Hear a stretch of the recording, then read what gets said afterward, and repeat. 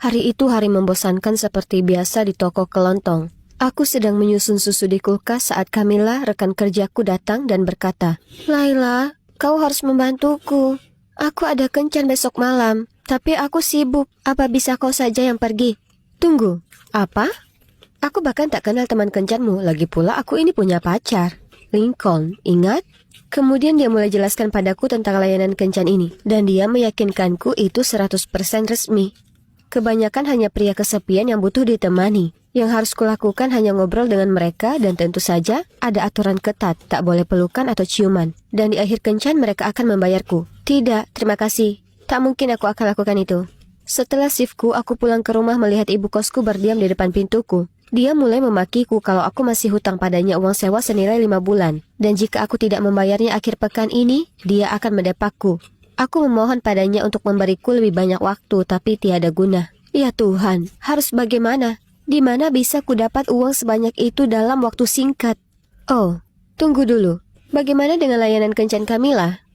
Sepertinya aku tak punya pilihan lain, jadi ku telepon dia dan setuju untuk pergi kencan. Jadi, disinilah aku di malam kencanku yang aneh. Ku kenakan gaun paling sederhana yang bisa kutemukan. Oh astaga, tentu saja aku merasa gugup. Aku tak punya ide harus berkata dan berperilaku bagaimana. Oh, itu pasti dia. Ya Tuhan, Camilla, bagaimana mungkin dia lupa sebutkan kalau pria itu berumur 50-an? Orang akan mengira dia sugar daddy-ku. Tetap fokus, Leila. Aku tak bisa mundur sekarang karena tempat tinggalku bergantung hal ini. Jadi, perlahan ku dekati pria itu. Awalnya dia tampak terkejut.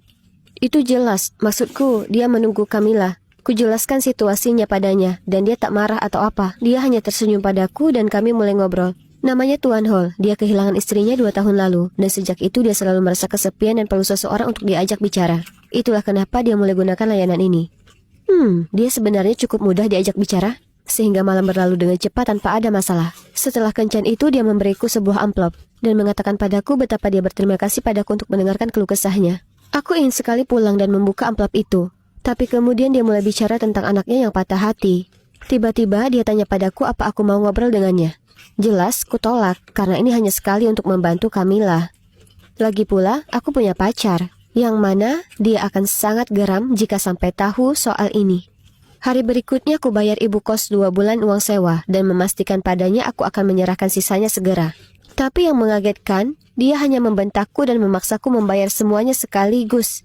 Ya, kurasa disinilah aku sekarang, di sebuah kafe, menunggu Tuan Hall dan anaknya. Oh, itu dia. Dan itu pasti anak laki-lakinya. Astaga, bisakah dia